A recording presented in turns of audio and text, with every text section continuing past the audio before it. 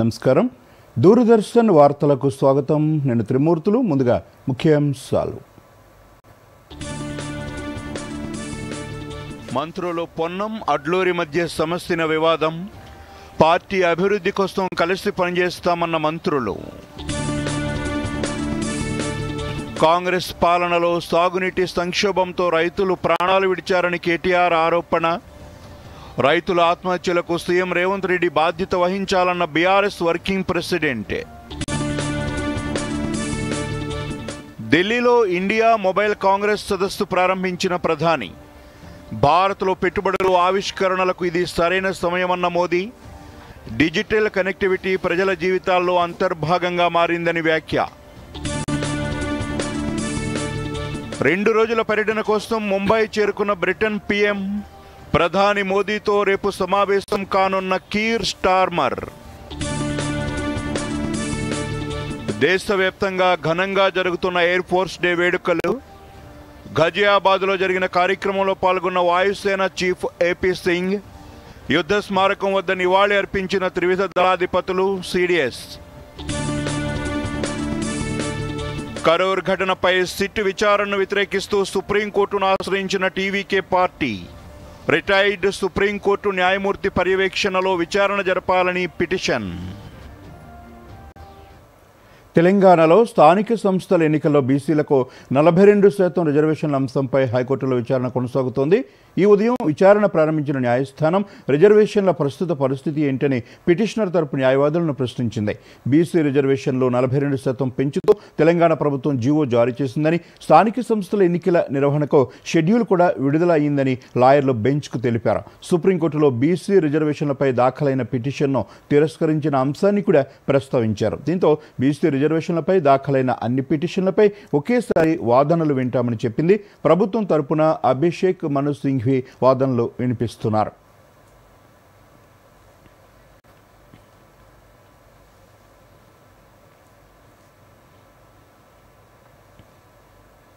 Make in India గురించి తాను మొదట మాట్లాడినప్పుడు చాలామంది దాన్ని ఎగతాళి చేశారని, కానీ తర్వాత కాలంలో మేక్ ఇన్ ఇండియా బ్రాండ్గా మారిందని ప్రధాని మోదీ అన్నారు. ఒకప్పుడు 2Gతో ఇబ్బంది పడిన దేశం నేడు ప్రతి జిల్లాకు 5G చేరుకుందన్నారు. ప్రధానమంత్రి నరేంద్ర మోదీ ఈరోజు న్యూఢిల్లీలోని యశోభూమిలో 9వ ఇండియా మొబైల్ కాంగ్రెస్ IMC 2025ను ప్రారంభించారు. టెలికమ్యూనికేషన్స్ విభాగం, cellular operators association of India సంయుక్తంగా IMC 2025ను నిర్వహిస్తోంది. IMC 2025 9వ ఎడిషన్ను ప్రారంభించిన తర్వాత ప్రధాని మోదీ మాట్లాడుతూ, ప్రస్తుతం దేశంలో 1 GB వైర్లెస్ డేటా ధర 1 కప్పు టీ ధర కంటే తక్కువ ఉందన్నారు. భారత్లో పెట్టుబడి పెట్టడానికి, ఆవిష్కరణలకు, తయారీకి ఇది ఉత్తమ సమయమని అన్నారు. ఈ రంగంలో పెట్టుబడులకు పారిశ్రామికవేత్తలకు పిలుపునిచ్చారు.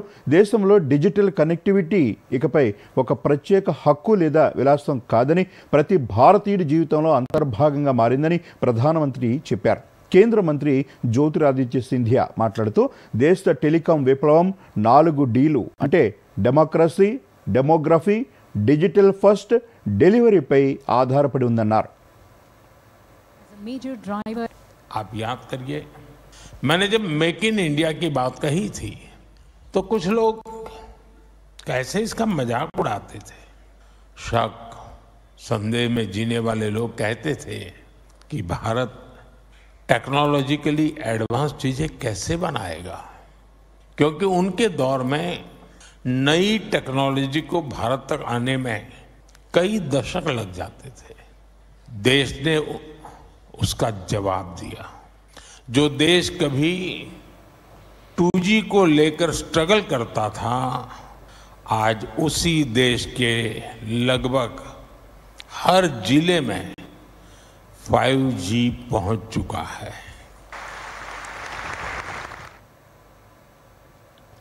మంత్రులు పొన్నం ప్రభాకర్, అడ్లూరి లక్ష్మణ్ మధ్య తలెత్తిన వివాదం పిసిసి చీఫ్ మహేష్ కుమార్ గౌడ్ చొరవతో సద్దుమణిగింది. ఇద్దరు మంత్రుల మధ్య మహేష్ కుమార్ గౌడ్ సయోధ్య కుదిర్చారు. పిసిసి చీఫ్ పిలుపుతో ఇవాళ నార్సింగ్లోని ఆయన నివాసంలో మంత్రులు పొన్నం ప్రభాకర్, అడ్లూరి లక్ష్మణ్ భేటయ్యారు. తాను అడ్లూరిని ఏమీ అనలేదని ఇప్పటికే స్పష్టం చేసిన పొన్నం ప్రభాకర్ ఆ మేరకు ప్రకటన కూడా విడుదల చేశారు. మరోవైపు పొన్నం వ్యాఖ్యలను తన విజ్ఞతకి వదిలేస్తున్నా అని చెప్పిన మంత్రి అడ్లూరి పార్టీ కోసం ఒక మెట్టు దిగడానికి కూడా సిద్ధమని తెలిపారు. దీంతో ఇరువురు మధ్య జోక్యం చేసుకున్న మహేష్ కుమార్ గౌడ్ వివాదానికి ముగింపు పలికారు. సామాజిక న్యాయానికి ఛాంపియన్ కాంగ్రెస్ పార్టీ. ఆ కాంగ్రెస్ పార్టీలో పుట్టి పెరిగిన వ్యక్తిగా నేను కానీ, గౌరవ మంత్రి లక్ష్మణ్ కుమార్ గారు కానీ ఎటువంటి దురుద్దేశాలు, మాకు పార్టీకి సంక్షేమం తప్ప ఇంకొకటి లేదు. జరిగినటువంటి ఒక అపోహ, వాటన్నిటి పట్ల నేను ఆ మాట అనకపోయినప్పటికీ దానికి పత్రికలో స్వీకరించినటువంటి ప్రకారంగా కొంత తన బాధపడినటువంటి మాటకు నేను క్షమాపణ కోరుతా ఉన్నా. ఎక్కడ కూడా అటువంటి ఆలోచన లేదు. నాకు అటువంటి ఒరవడిలో నేను పెరగలేదు. కాంగ్రెస్ పార్టీ నాకు ఆ సంస్కృతిలో నేర్పలేదు. కాబట్టి నేను తప్పకుండా ఐక్యంగా కాంగ్రెస్ పార్టీ రేపు భవిష్యత్తులో రాహుల్ గాంధీ గారి నాయకత్వంలో పనిచేసే వాళ్ళని తప్ప ఇంకోటి కాదు. లక్ష్మణ్ కుమార్ గారు వ్యక్తిగతంగా బాధ కలిగి ఉంటే బాధిత సమాజం కూడా మేము అంతా కలిసి పెరిగినటువంటి వాళ్ళమే కరీంనగర్ టౌన్లో. కాబట్టి అటువంటి ఎక్కడ కూడా ఆ అపోహ ఉండద్దు అనేటువంటి మాట నేను మరొకసారి ప్రత్యేకించి విజ్ఞప్తి చేస్తాను. కాంగ్రెస్ పాలనలో సాగునీటి సంక్షోభంతో రైతులు ప్రాణాలు విడిచారని బీఆర్ఎస్ వర్కింగ్ ప్రెసిడెంట్ కేటీఆర్ ఆరోపించారు. రాష్ట్రంలో ఒకే రోజు 3 రైతులు ఆత్మహత్య చేసుకోవడం అత్యంత బాధాకరమన్నారు. ఈ మేరకు ఎక్స్ వేదికగా ప్రభుత్వంపై విమర్శలు చేశారు. రైతుల బలవన్మరణాలకు ముఖ్యమంత్రి రేవంత్ పూర్తి బాధ్యత వహించాలన్నారు. కేసీఆర్ 10 ఏళ్ల ప్రస్థానంలో రైతుల ఆత్మహత్యలు 96% తగ్గాయని ఇటీవలే ఎన్సీఆర్బీ నివేదిక తేల్చి చెబితే మళ్లీ కాంగ్రెస్ పాలన రాగానే రైతుల ఆత్మహత్యలు పెరిగాయని కేటీఆర్ ఆరోపించారు.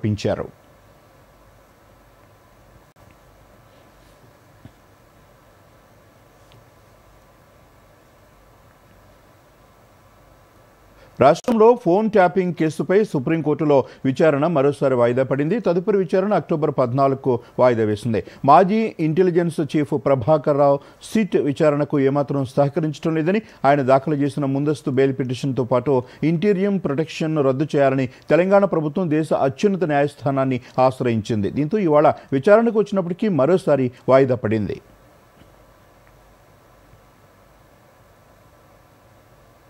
టీజీఎస్ఆర్టీసీలో డ్రైవర్, శ్రామిక్ పోస్టుల భర్తీకి ఇవాళ ఉదయం 8 గంటల నుంచి ఆన్లైన్ దరఖాస్తుల ప్రక్రియ ప్రారంభమైంది. ఈ నెల 28న సాయంత్రం 5 గంటల వరకు దరఖాస్తులు స్వీకరిస్తారు. ఎస్సీ అభ్యర్థులు కొత్త ఫార్మాట్లో కుల ధృవీకరణ సర్టిఫికెట్లను అప్లోడ్ చేయాలని, కొత్త సర్టిఫికెట్ లేని వారు పాత సర్టిఫికెట్ అప్లోడ్ చేయొచ్చని టీజీఎస్ఆర్టీసీ తెలిపింది. కానీ వెరిఫికేషన్ సమయంలో కొత్త ఫార్మాట్ తప్పనిసరిగా సమర్పించాలని తెలియజేస్తుంది.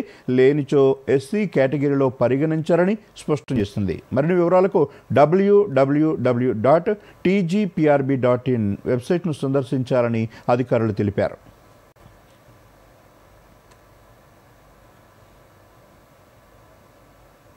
దూరదర్శన్ యాదగిరి ప్రాంతీయ వార్తా విభాగంలో కాంట్రాక్చువల్ ప్రాతిపదికన వివిధ ఖాళీల భర్తీకి ప్రసార భారతి నోటిఫికేషన్ జారీ చేసింది.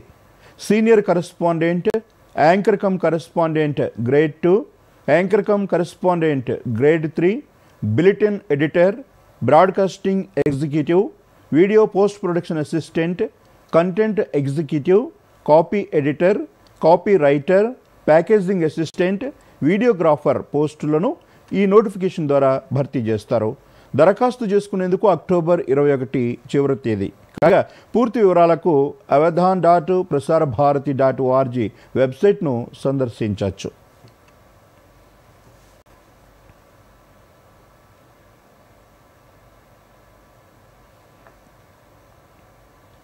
భారత వైమానిక దళం ఐఏఎఫ్ 93వ వార్షికోత్సవాన్ని నేడు దేశం జరుపుకుంటోంది. ఈ సందర్భంగా న్యూఢిల్లీలో ఘనంగా వేడుకలు జరిగాయి.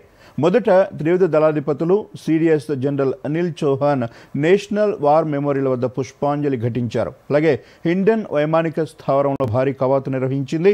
Rafale, Sukhoi Su-30 MKI, MiG-29 వంటి యుద్ధ విమానాలతో పాటు అపాచీ అటాక్ హెలికాప్టర్లు, అడ్వాన్స్డ్ లైట్ హెలికాప్టర్ సహా పలు యుద్ధ సామాగ్రిని ప్రదర్శనలో ఉంచారు. అలాగే air chief marshal AP Singh గౌరవవందనం స్వీకరించారు. అనంతరం ఆయన మాట్లాడుతూ ఆపరేషన్ సింధూర్లో వైమానిక దళం పనితీరు ప్రపంచానికి తెలిసిందన్నారు. ఖచ్చితమైన ప్రణాళిక, క్రమశిక్షణతో కూడిన శిక్షణ అమలు ద్వారా ఏమి సాధించవచ్చో ఆపరేషన్ సింధూర్ నిరూపించిందని చెప్పారు. వైమానిక దళ దినోత్సవం సందర్భంగా రాష్ట్రపతి ద్రౌపది ముర్ము, ప్రధాని మోదీ హృదయపూర్వక శుభాకాంక్షలు తెలిపారు. భారత వైమానిక దళం ఎల్లప్పుడూ ధైర్యం, నిబద్ధత, నైపుణ్యాన్ని ప్రదర్శించిందని కొనియాడారు. ధైర్యం, క్రమశిక్షణ, ఖచ్చితత్వానికి వైమానిక దళం ప్రతీక అని ప్రధాని మోదీ అత్యంత సవాలుతో కూడిన పరిస్థితుల్లో కూడా గగనతలాన్ని కాపాడుకోవటంలో కీలక పాత్ర పోషించారని అన్నారు. ప్రకృతి వైపరీత్యాల సమయంలో వారి పాత్ర కూడా చాలా ప్రశంసనీయమని కొనియాడారు.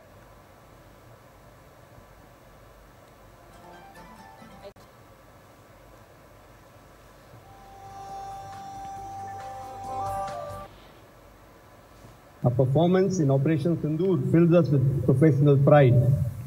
We proved to the world how air power can be effectively used in shaping military outcomes in just a few days. India's bold and precise attacks restored the rightful place of offensive air action in the national consciousness. Our robust air defense architecture and offensive employment of long-range surface-to-air missile systems limited the anniversary's freedom to operate and ensured safety of our vital assets. The outstanding performance of indigenously developed and integrated weapons, which delivered precise and devastating blows deep inside enemy territory, vindicates our faith in homegrown capabilities. Bihar Dangal మొదలైంది. ఎన్నికల schedule విడుదలవడంతో రాజకీయం వేడెక్కింది. జాతీయ స్థాయిలో ఈ ఎన్నికలు ప్రతిష్టాత్మకంగా మారాయి. ముక్కోణపు పోటీలోకి మరికొన్ని పార్టీలు దిగటంతో రసోత్తరంగా మారింది. ఈ ఎన్నికల్లో అన్ని పార్టీలకు బీహార్లోని అనేక అంశాలు సవాలు విసురుతున్నాయి.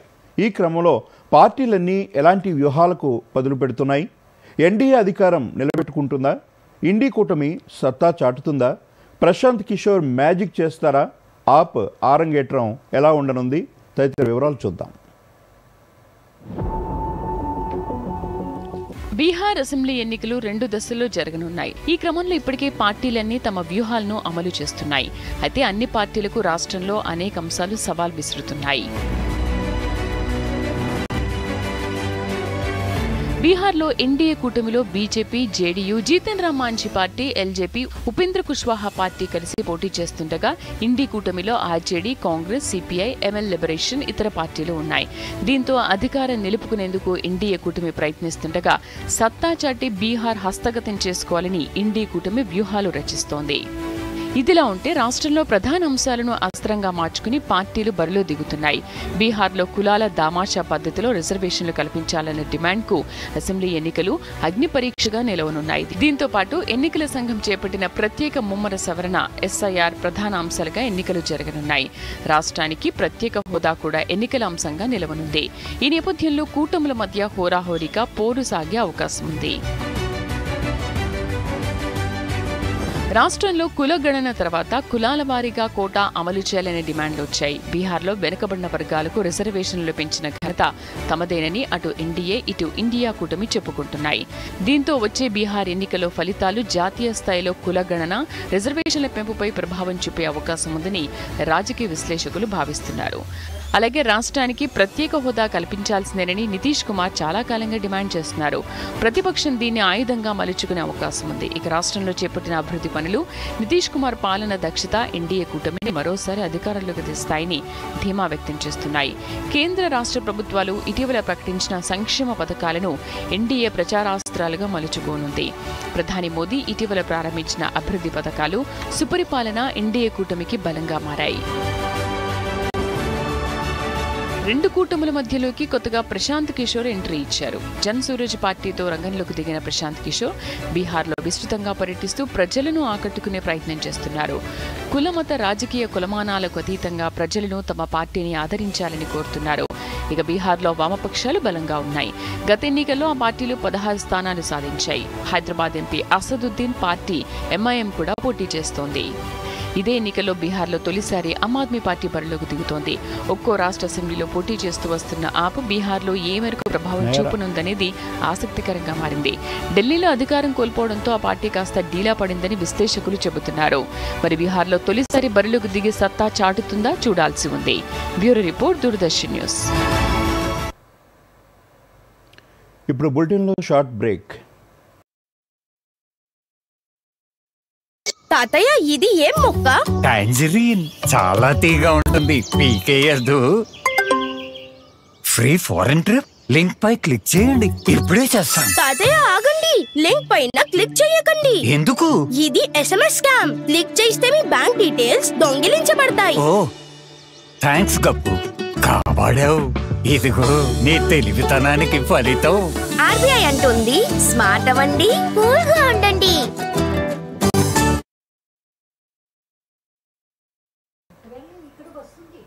Welcome back. ప్రముఖ నటుడు విజయ్ నేతృత్వంలోని తమిళగ వెట్రి కళగం టీవీకే పార్టీ కరూరు జిల్లాలో జరిగిన తొక్కుసలాట ఘటన దర్యాప్తు విషయంలో సుప్రీంకోర్టును ఆశ్రయించింది. రాష్ట్ర పోలీసులతో కూడిన ప్రత్యేక బృందం దర్యాప్తు సిట్ విచారణను సవాలు చేస్తూ సర్వోన్నత న్యాయస్థానంలో పిటిషన్ దాఖలు చేసింది. రిటైర్డ్ సుప్రీంకోర్టు న్యాయమూర్తి పర్యవేక్షణలో నిష్పక్షపాత విచారణ జరపాలని కోరింది.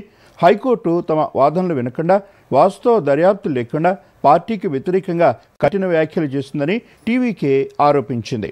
ఇది సహజ న్యాయ సూత్రాలకు, నిష్పక్ష విచారణకు విరుద్ధమని పేర్కొంది. హైకోర్టు ఉత్తర్వులను రద్దు చేసి రిటైర్డ్ న్యాయమూర్తి నేతృత్వంలో విచారణకు ఆదేశించాలని సుప్రీంకోర్టును కోరింది. ఈ పిటిషన్ను న్యాయవాదులు దీక్షితా గోహిల్, ప్రాంజల్ అగర్వాల్, ఎస్ విజయ్ దాఖలు చేశారు.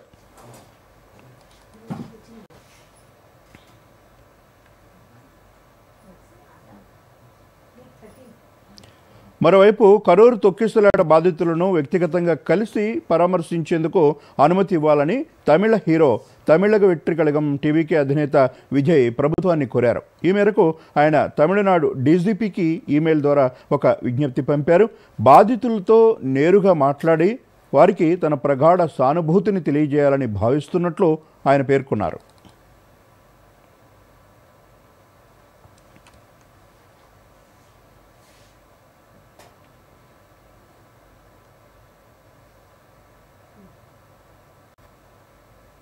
భారతీయ పండుగల్లో ప్రముఖమైన దీపావళికి అంతర్జాతీయంగా మరో గౌరవం లభించింది. ఈ పండుగ భారతదేశంతో పాటు విదేశాల్లో కూడా విశేషంగా జరుపుకుంటారు.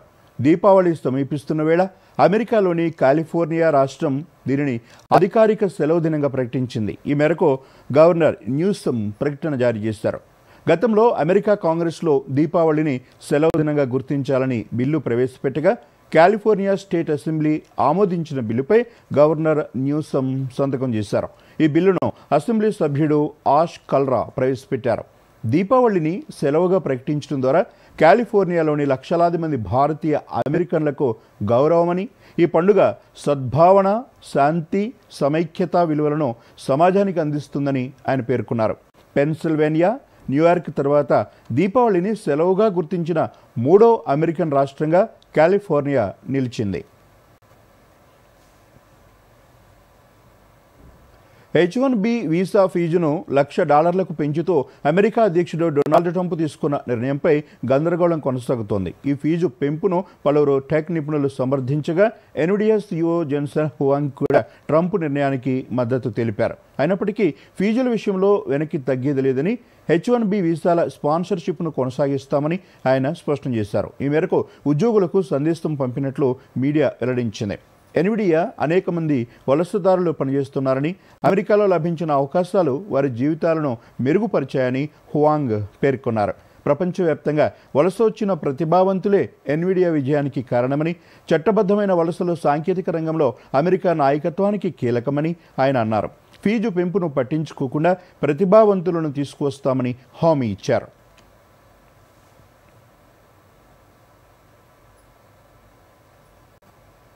ఆర్టిఫిషియల్ ఇంటెలిజెన్స్తో రోజువారీ జీవితం చాలా స్మార్ట్గా మారిపోయింది. ప్రతి అవసరానికి ఆర్టిఫిషియల్ ఇంటెలిజెన్స్ టూల్స్ పైన ఆధారపడుతున్న పరిస్థితి. అయితే ఇది మంచి పనులకే కాదు, సమాజంలో చెడు ప్రభావాలను కూడా చూపిస్తోంది. AI సాంకేతికతతో రూపొందిస్తున్న ఫోటోలు, వీడియోలు సినీ, రాజకీయ ప్రముఖులకు సమస్యలు తెచ్చిపెడుతున్నాయి.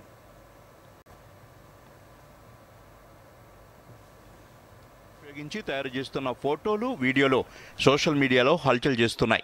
ఏది ఒరిజినల్ వీడియో, ఏది ఆర్టిఫిషియల్ ఇంటెలిజెన్స్తో తయారు చేస్తున్న వీడియో అనేది అర్థం కాకుండా ఉన్నాయి. అయితే ఇది ముఖ్యంగా సినీ సెలబ్రిటీలకు తలనొప్పిగా తయారైంది. ఆర్టిఫిషియల్ ఇంటెలిజెన్స్ సహాయంతో సినీ సెలబ్రిటీలకు సంబంధించిన అసభ్యకర వీడియోలు తయారు చేసి వాటిని యూట్యూబ్లో, సోషల్ మీడియాలో వైరల్ చేస్తున్నారు. ఈ క్రమంలోనే ఇటీవల తమ అనుమతి లేకుండా ఫోటోలు వినియోగిస్తున్నారని బాలీవుడ్ స్టార్ కపుల్ అభిషేక్ బచ్చన్, ఐశ్వర్యరాయ్ ఢిల్లీ కోర్టును ఆశ్రయించారు.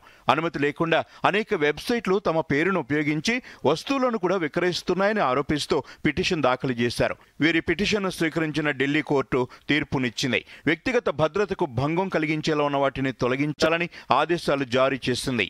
మరోవైపు అనుమతి లేకుండా తన ఫోటోలు, వీడియోలు, వాయిస్ వాడుతున్నారంటూ టాలీవుడ్ యాక్టర్ నాగార్జున కూడా ఢిల్లీ హైకోర్టును ఆశ్రయించారు. దీంతో ఇకపై నాగార్జున అనుమతి లేకుండా ఆయన ఫోటో, వాయిస్, పేరు వాడితే చట్టపరంగా కఠిన చర్యలు ఉంటాయని Delhi high court తీర్పునిచ్చింది.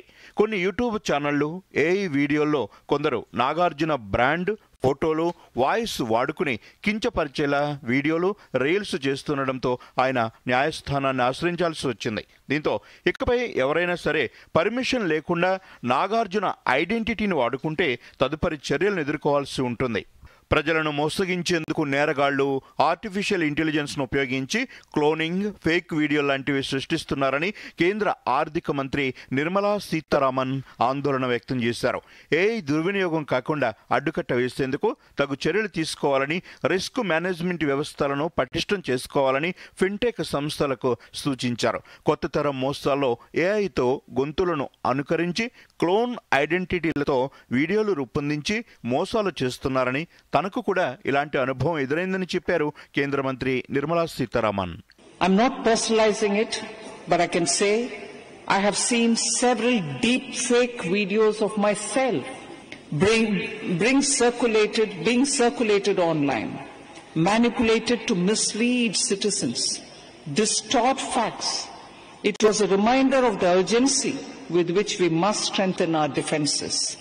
The new generation of fraud is no longer about breaching firewalls. It's about hacking trust. Criminals are using AI to mimic voices, clone identities, and create lifelike videos that can manipulate people. Bureau Report, Doordarshan News. ప్రధానమంత్రి నరేంద్ర మోదీ ఈరోజు, రేపు మహారాష్ట్రలో పర్యటిస్తారు. ఈ మధ్యాహ్నం నవీ ముంబైకి మోదీ చేరుకుంటారు. కొత్తగా కట్టిన నవీ ముంబై అంతర్జాతీయ విమానాశ్రయాన్ని ప్రధాని ప్రారంభిస్తారు. అనంతరం బహిరంగ సభలో పాల్గొని ప్రసంగిస్తారు. సుమారు 19,650 కోట్ల వ్యయంతో ఈ విమానాశ్రయాన్ని నిర్మించారు. దేశంలో కొత్తగా నిర్మించిన అతిపెద్ద విమానాశ్రయం ఇది. దీనిని ప్రభుత్వ, ప్రైవేటు భాగస్వామ్య పద్ధతిలో అభివృద్ధి చేశారు. ఏడాదికి 9 కోట్ల మంది ప్రయాణికులకు సేవలు అందించడంతో పాటు 3.25 మిలియన్ మెట్రిక్ టన్నుల సరుకులను రవాణా చేయగలిగే విధంగా ఈ ఎయిర్పోర్ట్ను అభివృద్ధి చేస్తున్నారు.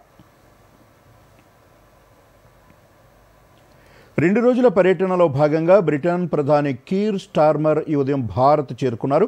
ముంబై ఎయిర్పోర్ట్లో Starmer Maharashtra CM Devendra Fadnavis, deputy సీఎంలో ఏకనాథ్ షిండే, అజిత్ పవార్, గవర్నర్ ఆచార్య దేవ్వ్రత్ స్వాగతం పలికారు. పర్యటనలో భాగంగా ప్రధాని మోదీ స్టార్మర్లో గురువారం భేటీ అవుతారు. భారత్ బ్రిటన్ స్వేచ్ఛా వాణిజ్య ఒప్పందంలో 10 ఏళ్ల మార్గసూచీకి అనుగుణంగా వ్యూహాత్మక భాగస్వామ్య పురోగతిపై ఇరువురు నేతలు చర్చిస్తారు. పలు అధికారిక కార్యక్రమాల్లో ఇరువురు ప్రధానులు పాల్గొంటారు. భారత్ చేరుకోవడానికి ముందు విమానాశ్రయంలో కాక్పిట్ నుంచి బ్రిటన్ ప్రధాని ప్రయాణికులతో మాట్లాడారు. దీనికి సంబంధించిన వీడియోను ఆయన సోషల్ మీడియాలో షేర్ చేశారు. ఇప్పటి వరకు జరగని విధంగా భారత్, యూకే మధ్య వాణిజ్య ఒప్పందం కుదరనుందని చెప్పారు. కొత్త స్వేచ్ఛా వాణిజ్య ఒప్పందంలోని అన్ని అవకాశాలను పూర్తిగా వినియోగించుకునేందుకు, మీతో కలిసి పనిచేసేందుకు చాలా ఆసక్తిగా ఎదురు చూస్తున్నానన్నారు. భూటాన్ లగ్జరీ కార్ల స్మగ్లింగ్ కుంభకోణం మలయాళ చిత్ర పరిశ్రమలో తీవ్ర కలకలం రేపుతోంది. ఈ కేసులో ఎన్ఫోర్స్మెంట్ డైరెక్టరేట్ ఈడీ అధికారులు ఇవాళ కేరళ, తమిళనాడులోని 17 ప్రాంతాల్లో ఏకకాలంలో దాడులు చేశారు. ప్రముఖ నటులు మమ్ముట్టి, దుల్కర్ సల్మాన్, పృథ్వీరాజ్ సుకుమారన్, అమిత్ చుక్కలక్కల్ నివాసాలు ఈ సోదాల్లో ఉన్నాయి.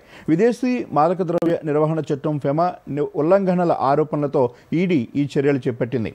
భూటాన్, నేపాల్ ద్వారా Toyota land cruiser, land rover defender వంటి ఖరీదైన వాహనాలను అక్రమంగా దిగుమతి చేసిన ముఠాపై సమాచారం ఉందని ఈడీ తెలిపింది. ఈ ముఠా భారత సైన్యం, అమెరికా రాయబార కార్యాలయం, విదేశాంగ శాఖ పేరిట నకిలీ పత్రాలు సృష్టించి అరుణాచల్ ప్రదేశ్, హిమాచల్ ప్రదేశ్లో వాహన రిజిస్ట్రేషన్లు చేసినట్లు గుర్తించారు. ఈ కార్లను సినీ ప్రముఖులకు తక్కువ ధరకు విక్రయించినట్లు ఆరోపణలున్నాయి.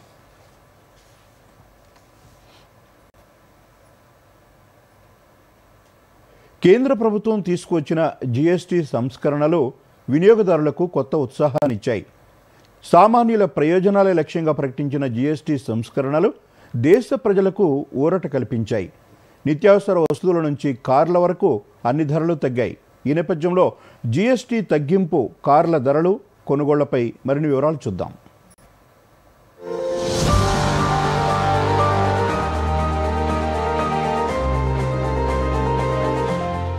జీఎస్టీ రేట్ల కోత అమల్లోకి వచ్చిన సెప్టెంబర్ 22న దేశంలో వివిధ వస్తువుల కొనుగోళ్లు భారీగా జరిగాయి. అయితే సెప్టెంబర్ 2025 భారతదేశ ఆటోమొబైల్ రిటైల్ పరిశ్రమకు అసాధారణమైన ప్రత్యేకమైన నెలగా భావించవచ్చు.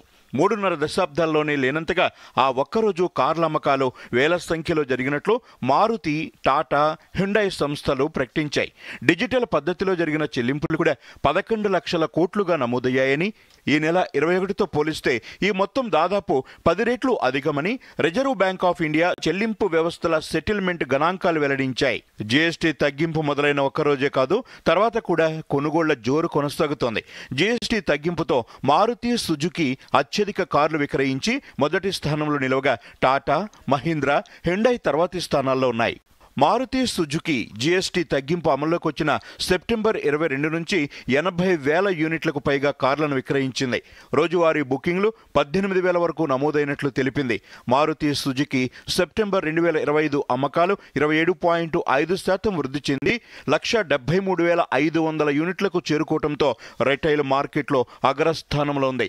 సెప్టెంబర్ 2025లో కంపెనీ బుకింగ్లు 3,50,000 యూనిట్ల మైలురాయిని చేరుకున్నాయి.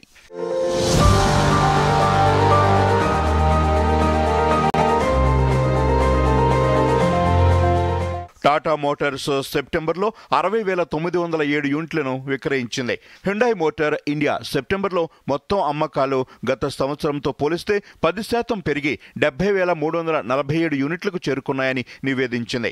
మెర్సిడెస్ బెంజ్ కార్ల కొనుగోలులోనూ జోష్ కనిపించింది. సెప్టెంబర్ 30 వరకు ప్రతిరోజు 270 కార్లు, ప్రతి గంటకు 10 నుంచి 12 కార్లను విక్రయించామని Mercedes Benz India MD CEO Santosh Iyer తెలిపారు. ఇదిలా ఉంటే 3-వీలర్, ద్విచక్ర వాహనాల అమ్మకాలు కూడా పెరిగాయి. గత నెలలో 3-వీలర్ రిటైల్ అమ్మకాలు 98,866 యూనిట్లకు చేరుకున్నాయి. జీఎస్టీ తగ్గింపు తర్వాత రిటైల్ అమ్మకాలు 46,204 యూనిట్లుగా నమోదయ్యాయి. గత నెలలో వాణిజ్య వాహన అమ్మకాలు 3% పెరిగి 72,124 యూనిట్లకు చేరుకున్నాయి. గత ఏడాది ఇదే నెలలో ఇవి 70,254 యూనిట్లుగా ఉన్నాయి. గత నెలలో ద్విచక్ర వాహన రిటైల్ అమ్మకాలు 12,87,735 యూనిట్లుగా ఉన్నాయి. 2024 సెప్టెంబర్లో 12,08,996 యూనిట్లతో పోలిస్తే సంవత్సరానికి 7% పెరుగుదల కనిపించింది. మొత్తంగా జీఎస్టీ తగ్గింపు, నవరాత్రి ఉత్సవాలతో ఆటోమొబైల్ మార్కెట్లలో కొనుగోళ్లు పెరిగాయి. అయితే రానున్న రోజుల్లో దీపావళి వరకు, ఆ తర్వాత కూడా ఈ కొనుగోళ్ల పర్వం కొనసాగుతుందని ఆటోమొబైల్ కంపెనీలు చెబుతున్నాయి. Bureau report, Doordarshan news. Google భారతీయ వినియోగదారులకు ఇవాళ ముఖ్యమైన అప్డేట్ను ప్రకటించింది. తమ AI ఆధారిత సెర్చ్ సేవలను తెలుగు సహా 7 కొత్త భారతీయ భాషల్లో విస్తరిస్తున్నట్లు వెల్లడించింది. ఈ మార్పుతో కోట్లాది మంది తమ ఇష్టమైన భాషలో సులభంగా వివరమైన సమాచారం పొందగలరు. ఇంగ్లీషు, హిందీలకు మాత్రమే అందుబాటులో ఉన్న AI మోడ్ ఇకపై తెలుగు, తమిళం, కన్నడ, మలయాళం, మరాఠీ, బెంగాలీ, ఉర్దూలో కూడా లభిస్తుంది. జెమినీ మోడల్తో రూపొందించిన ఈ ఫీచర్ స్థానిక భాషల నుడికారాలను అర్థం చేసుకుని సంక్లిష్ట ప్రశ్నలకు సంభాషణ రూపంలో వివరమైన సమాధానాలను అందిస్తుంది. రాబోయే వారంలో ఈ భాషలు అందుబాటులోకి వస్తాయి. అలాగే సెర్చ్ లైవ్ ఫీచర్ను పరిచయం చేసిన గూగుల్ వాయిస్, కెమెరా ద్వారా సెర్చ్తో మాట్లాడే సౌలభ్యాన్ని కల్పించింది. అమెరికా తర్వాత ఈ ఫీచర్ను పొందిన తొలి దేశం భారత్. గూగుల్ యాప్ లేదా లెన్స్లో లైవ్ ఐకాన్పై నొక్కి దీన్ని ఉపయోగించవచ్చు.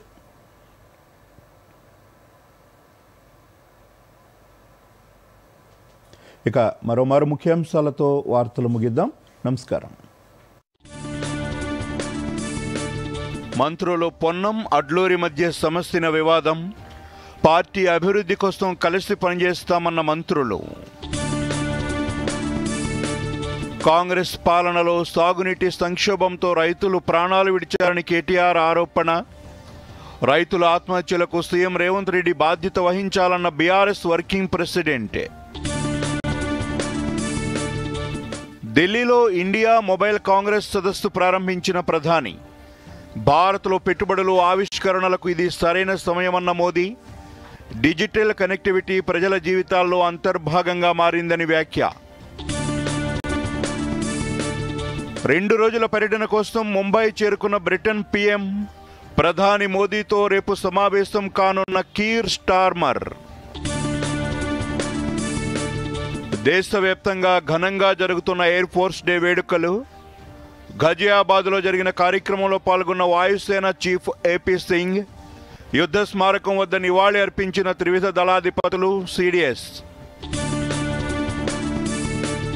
కరూర్ ఘటనపై సిట్ విచారణను వ్యతిరేకిస్తూ సుప్రీంకోర్టును ఆశ్రయించిన టీవీకే పార్టీ. రిటైర్డ్ సుప్రీంకోర్టు న్యాయమూర్తి పర్యవేక్షణలో విచారణ జరపాలని పిటిషన్. దూరదర్శన్ యాదగిరి వార్తలను ఇప్పుడు సోషల్ మీడియాలో కూడా చూడొచ్చు. యూట్యూబ్ అయితే డిడి న్యూస్ తెలంగాణ, ఎక్స్ వేదికగా అయితే DD news Telangana @DD Yadagiri news, Facebook అయితే డిడి న్యూస్ తెలంగాణలో చూసి సబ్స్క్రైబ్ చేసి లైక్ చేయండి, షేర్ చేయండి.